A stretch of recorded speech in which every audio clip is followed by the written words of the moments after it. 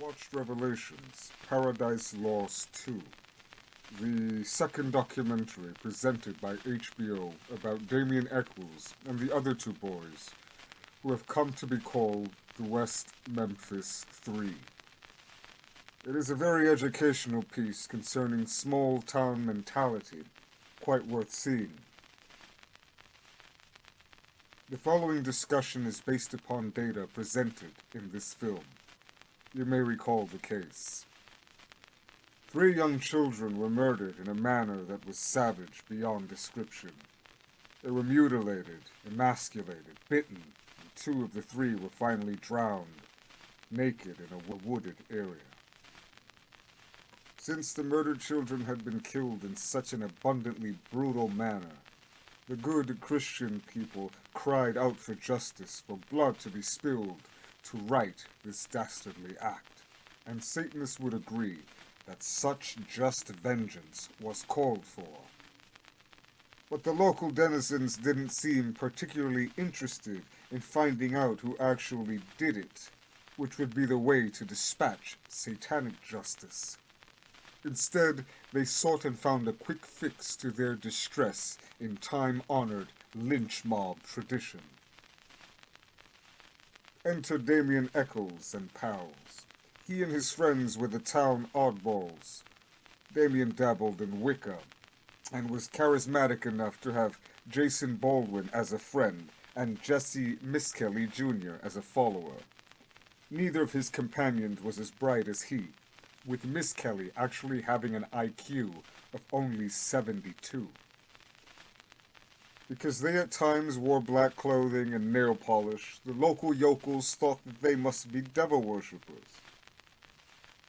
Damien was rather effete, so this added a whiff of possible homosexuality to the mix. Thereby came the reason for their guilt. The crimes were so horrendous that the only explanation which the townsfolk could see was that Satan had to have inspired these obvious deviants to kill their own precious, non-deviant children. The police arrested the boys and separated them. Miss Kelly was browbeaten by officers for 12 hours straight, after which he clumsily confessed to what they wanted him to, admitting not only to having witnessed the crime, but finally to have been a participant. The officers only taped the last 45 minutes of his interrogation, once Miss Kelly was saying what they wanted him to say. He recanted the confession soon afterwards. The trial was a mockery, and in its course it demonstrated that the police work was, at the very least, inept. Leads were not followed up, since nobody even thought for a minute that the town weirdos might be innocent. They were considered guilty from the get-go. Police ignored the highly anomalous fact that there was almost no blood at this murder site, a certain indication that the wounding had been done elsewhere. This would mean that the killers would have needed to bring the bodies some distance through rough terrain to the place where they were found. A very difficult task. This important fact was ignored and never investigated. And so, with victims chosen to appease their lust for vengeance, the mob failed to look elsewhere for suspects. According to the film, there is one amongst them who looks like he's possibly the real culprit. The stepfather of one of the murdered children. John Mark Byers claims to be a devout Christian, and like many of those, he was previously a drug addict and a criminal. He married a heroin addict who already had a son, Christopher Byers, one of the boys who was killed. He is 6 feet 8 inches tall and has a long history of mental illness for which he is prescribed numerous psychoactive pharmaceuticals. He has a brain tumor. These details are presented as facts by the film, and when one watches his behavior on screen, he appears to be a conniving monster. Attention turned briefly to him during the trial, But his own knife, which was covered with blood, wasn't properly tested, so the blood couldn't be conclusively identified. Attention turned briefly to him during the trial, but his own knife, which was covered with blood, wasn't properly tested, so the blood couldn't be conclusively identified. Thus possible evidence was lost in the process of inexpert analysis. Could 3 children, hardly much bigger than the dead boys, have transported on their bicycles through rough woods 1 dead and bleeding child and 2 who are mutilated and still alive? Unlikely. A large and strong adult is likelier the perpetrator. The Christian giant Byers seems far more plausible.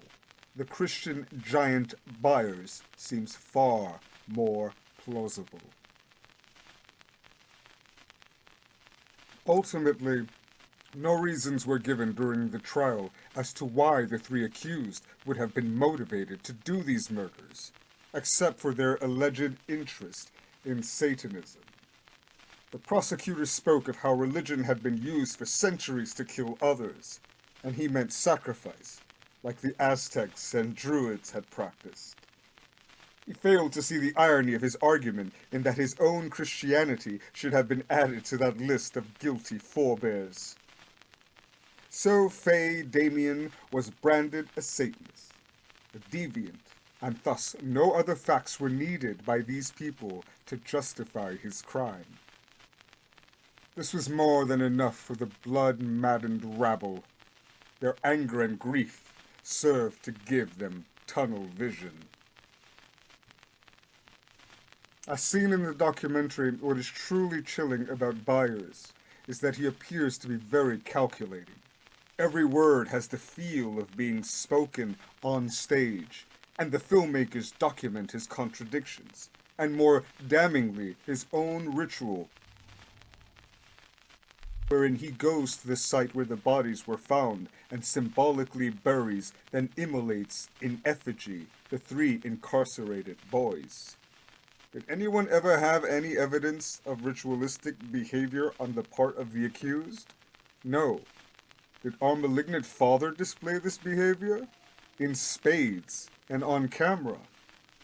So 3 apparent innocents are in jail, one waiting for his death sentence to be carried out, because they weren't like all of the others in their insular, small town. They dared to be different. And oh, how they have paid to have life sentences in prisons, while Damien awaits the carrying out of his death sentence and is regularly raped on death row. It looks like a Christian murderer is left to sing hymns and curse those who don't believe in Jesus as devil worshippers who will go to hell. There is some choice footage of Byers doing precisely this. That, my stunned reader, is what happens in a Christian community in the state of Arkansas. Let that be a warning. Satanism could have been of assistance in this case, since our philosophy teaches us to tolerate differing practices and not to pillory individuals whose tastes and beliefs are not ours. A satanic investigator would not have jumped to conclusions concerning the guilt of suspects, but would have diligently assembled evidence and examined all likely possibilities. Rational investigation, as well as prosecution, would have been the satanic approach. Simply sating the local desire for closure by laying blame on unlikely suspects would not have been the result. In the likely event that these young men are released and Byers is brought to trial, a savvy prosecutor would have a unique opportunity to use Christianity as the motivating factor behind these killings. Is not the essential image in Christianity the image of a son being tortured to death as a result of his father's will? If a disturbed individual was deeply obsessed with this iconography, might he be tempted to emulate his Most High? What would Jehovah do? The herd felt that pointing to deviance and the devil was all the reason needed to give meaning to these appallingly horrific murders. But it is possible that it is their own God who is the ultimate inspiration for this tragedy. Yahweh could have been the inspirer of these deeds, having been made flesh by a disciple, acting as his hand out of Christian love and justice. Who won in West Memphis? They did, yet again, my now agitated reader. The herd singled out the aliens who were too innocent to realize that their outsider status was more than enough to incite killing bloodlust against them. And what of the devout Christian who, like Abraham, may have brought his own lamb to the slaughter? He seems to have escaped the law. The film implicates Byers via circumstantial evidence, and I think it shows a scenario for what happened that makes more sense than the judiciously determined one. At the very least, it casts reasonable doubt on the accusations against the three young men, which should have brought a not guilty verdict. Perhaps there are enough people from beyond that town who have chosen the label of outsider who will also see it and may motivate their kind to put a stop to this travesty of justice. I'm not holding my breath. From West Memphis to Columbine, we've seen what can happen to those outsiders who don't have the satanic perspective.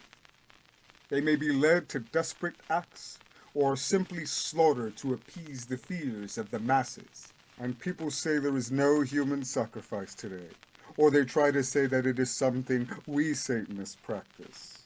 What rubbish. So, most cherished Satanists, you might finally ask, are we anti-Christian? And I answer, we are indeed. We hate their creed and all that it spawns. We hate their creed and all that it spawns from the very depths of our hearts and minds. From the very depths of our hearts and minds. They are welcome to this nauseating belief system so long as they keep it amongst themselves. It is they who seek to destroy our kind. It is they who will blame us for their own hideous actions. It is they who love death and torture, who believe in and practice sacrifice. And it is they who scorn the preciousness of life itself. As I see it, if the face of their God has been incarnated in human form, it would resemble the face of John Mark Byers. Watch the film and look into his mad visage, the possible slaughterer of his own son and of others' sons. That image is the God of the Christians, for real. That is the very essence of Christianity, and it is why we hate it with every fiber of our beings, and see that only creatures that are truly damaged could embrace a faith that has such absolute vileness at its central, cherished paradigm. Any of you fanatical Jesus lovers who might have stumbled upon these words, behold how we Satanists correctly identify you, and know full well that we understand your true nature. We know you will deny it, but you cannot change what you are. You have no alternative. We Satanists have a choice: to be aware and hold the upper hand, or to be ignorant and thus fall to the ravenous Christer mob. Always bear the following in mind, my fellow tribesmen. We are not as they are. They know it. Remember, they believe in killing out of love, and they love their enemies. Remember. It is within our power to be the victors, not the victims, if we maintain our satanic perspective. Remember, never forgive, never forget.